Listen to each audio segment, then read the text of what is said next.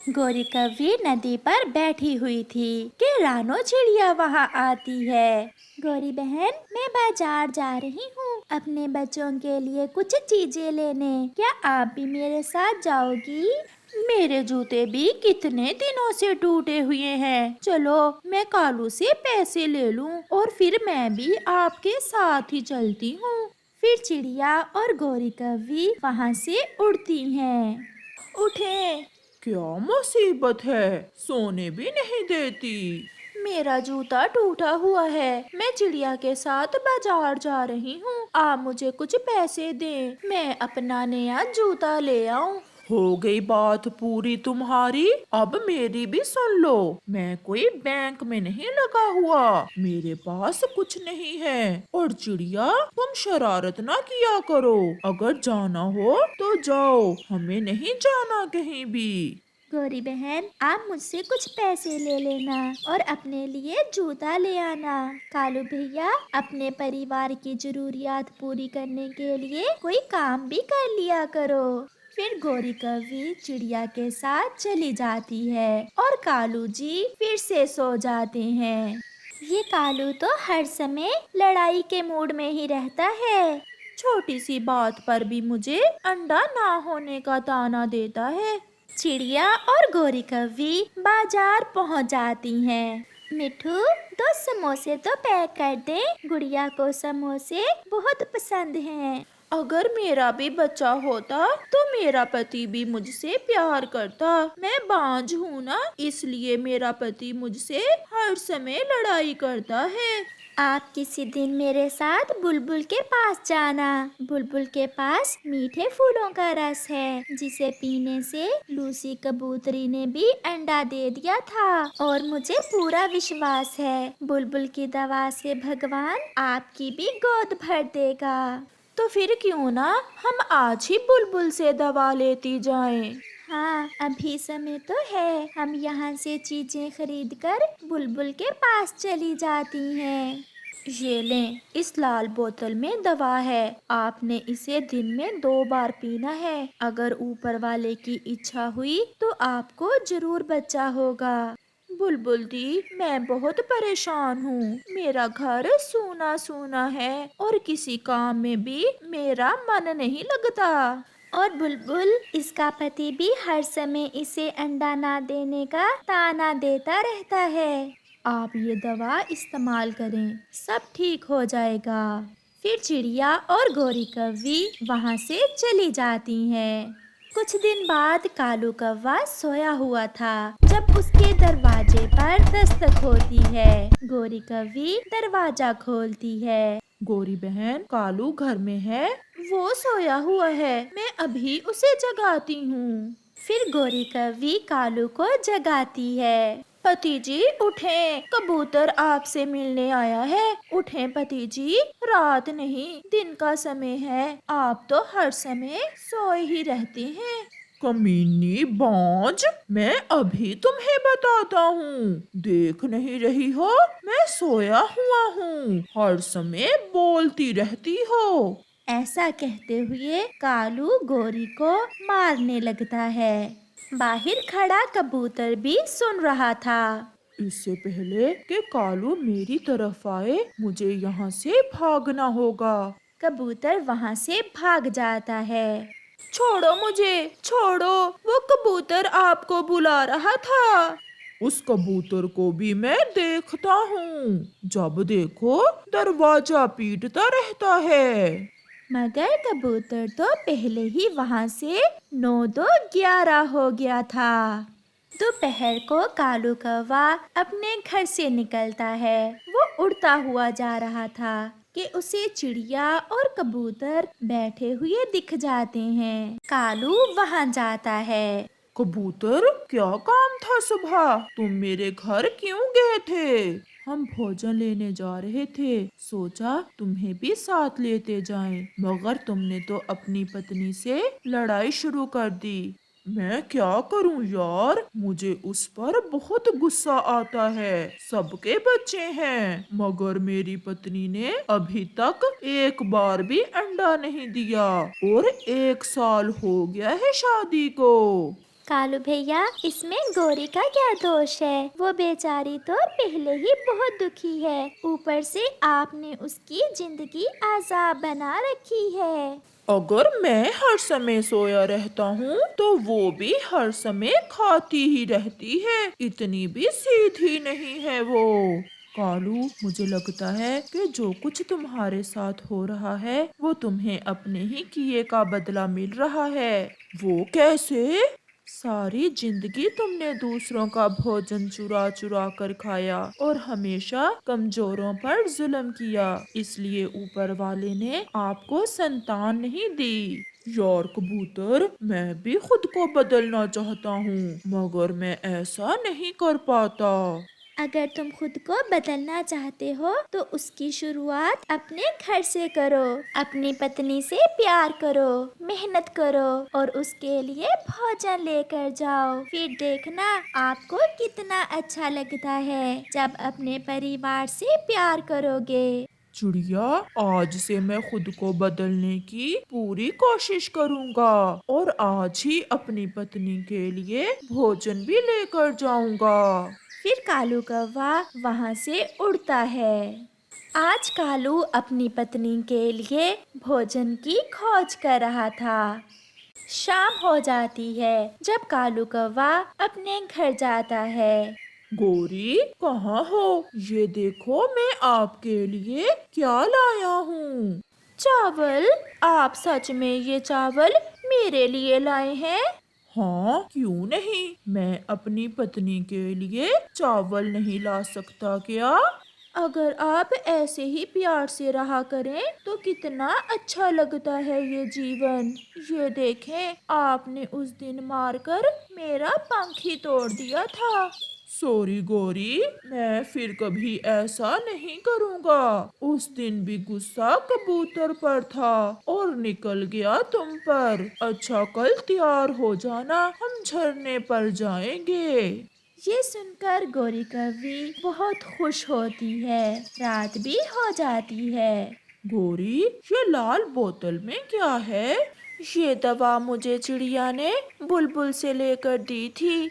कबूतर की पत्नी ने भी यही दवा पी थी और उसने अंडा दे दिया था। ऐसा कहते हुए गोरी वो दवा पी लेती है। ऐसे ही कुछ दिन गुजर जाते हैं और फिर एक दिन गोरी एक अंडा देती है, जिसे देखकर गोरी तो खुशी से पागल हो रही थी। कालू कौवा भी घर आ जाता है। कालू, कालू, मेरे कालू, देखें मैंने अंडा दिया है। ये सुनकर कालू कौवा उछलने लगता है। मैं पिता बन गया, मैं अपने सुंदर से अंडे का पिता बन गया। गोरी, हम तो काले हैं, मगर हमारा अंडा सफेद क्यों है? पति जी, सब पक्षियों के अंडे इसी रंग के होते हैं। मैं अभी पूरे जंगल में मिठाई बांट कर आता हूँ। और मेरे लिए लाना ना भूल जाना। मैं तो अपनी गोरी के लिए रसीले रसीले गुलाब जामुन लेकर आऊंगा। फिर कालू सारे जंगल में मिठाई बांटता है।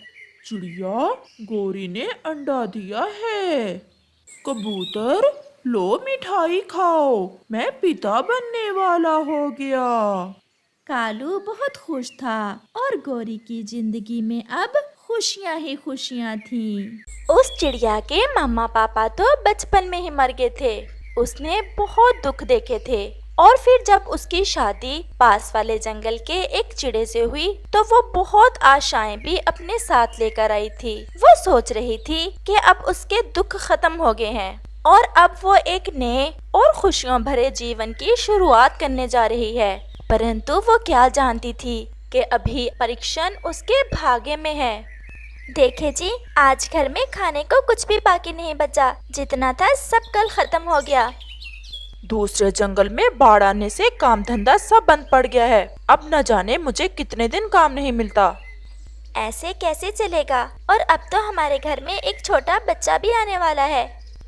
आप चिंता ना करें, भगवान बेहतर ही करेगा। ऐसे ही कुछ दिन गुजर जाते हैं और फिर उस चिड़िया के अंडे से एक छोटा सा सुंदर सा बच्चा निकलता है, जिसे देख मम्मा और पापा चिड़िया तो बहुत खुश थे। फिर अचानक से उनके घर पर दस्तक होती है। मैं देखता हूँ। जी बोले, क्या काम है? आपको किससे मिलना है? ये नोटिस आप खुद ही पढ़ लें। ऐसे वो पक्षी पापा चिड़िया को वो नोटिस देकर चला जाता है, जिसे पापा चिड़िया पढ़ता है। क्या है ये? आप इतने परेशान क्यों हैं? इस पर क्या लिखा हुआ है? माँ के इलाज के लिए कुछ पैसे कर्ज लिया था, उसका नोटिस है। मैं वो वापस ना कर पाया था और अब वो कल हमारा घर नीलाम करने जा रहे हैं। ये सुनकर तो मम्मा चिड़िया की जान ही निकल जाती है, परंतु फिर भी वो अपने पति को हौसला देती है। आप दिल थोड़ा ना करें, हम फिर से एक नया और सुंदर सा घर बना लेंगे। हमारा छोटा सा बच्चा भी है, घर के बिना रहना तो बहुत मुश्किल हो जाएगा। मेरी बुआ रहती है दूसरे जंगल में, मैं जाता हूँ और बुआ से कुछ पैसे उधार लेकर आता हूँ। ऐसे कुछ दिन गुजर जाएंगे और फिर जब मुझे काम मिल गया तो मैं बुआ के पैसे वापस कर दूंगा। अब तो रात हो गई है, आप कैसे जाएंगे?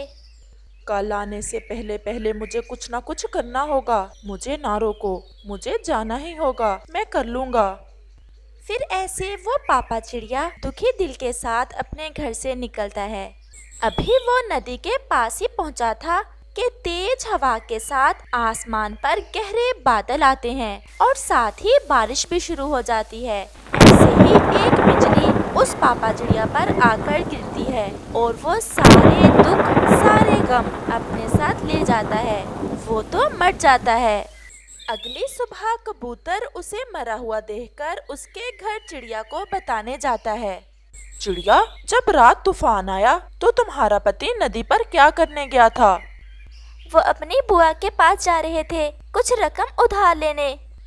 चिड़िया, आपके लिए एक बहुत बुरी खबर है। सुबह जब मैं नदी पर गया तो मैंने देखा कि आपका पति वहाँ मरा पड़ा है। नहीं कबूतर भैया, वो मुझे ऐसे दुखों में अकेला छोड़कर नहीं जा सकते। चिड़िया, हकीकत को मानना पड़ता है। ऐसे कबूतर वहाँ से चला जाता है। फिर उसी दिन चिड़िया के घर की नीलामी हो जाती है और चिड़िया को वो घर छोड़ना पड़ता है। वो बेआसरा एक पेड़ पर बैठी हुई थी, ना उसके पास घर था ना खाने को कुछ। छोटा सा बच्चा भूख से चूं चूं कर रहा था। रात भी आने वाली थी।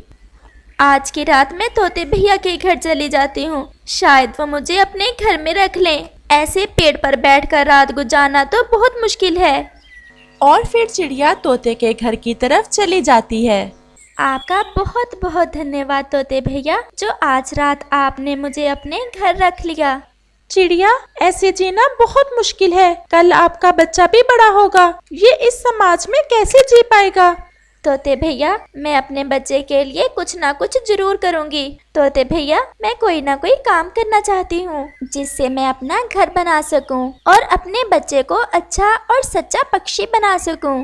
अगर आप सच में काम कर सकती हो तो मैं आपके काम करने में मदद करूंगा। मेरे एक कजन की दूसरे जंगल में चूड़ियों की दुकान है। मैं आपको अपने कजन से कुछ चूड़ियां ले दूंगा और फिर उन्हें बेचकर पैसे वापस कर देना। ऐसे आपको मुनाफा भी होगा।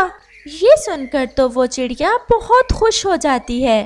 तोते भैया, आपका बहुत बहुत धन्यवाद। मैं ये काम बहुत मेहनत से करूँगी। अगले रोज तोता चिड़िया को साथ लेकर अपने कजन की दुकान पर जाता है।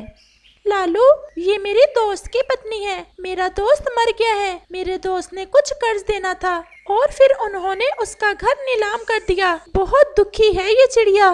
मुझे ये सुनकर बहुत दुख हुआ। मैं कोई काम करना चाहती थी और फिर मिट्ठू भैया मुझे आपके पास ले आए। आप ये कुछ चूड़ियां ले जाएं। इन्हें बेचकर आप अपना मुनाफा रख लेना और दाम मुझे वापस करके और चूड़ियां ले जाना। ऐसे आप जितनी ज्यादा चूड़ियां बेचोगे उतना ही ज्यादा मुनाफा आपको होगा। आप देखना, मैं ये काम बहुत अच्छे से करूँगी। चिड़िया बहन, आप चूड़ियां लें और वापस जाएं। मुझे यहाँ कोई काम है, मैं तो कल वापस आऊँगा। फिर ऐसे वो चिड़िया वहाँ से कुछ चूड़ियाँ लेकर वापस चल देती है। वो पूरे जंगल में घूमती है। चिड़िया बहन, जरा रुकना, मुझे भी तो दिखाओ कैसी हैं ये चूड़ियाँ।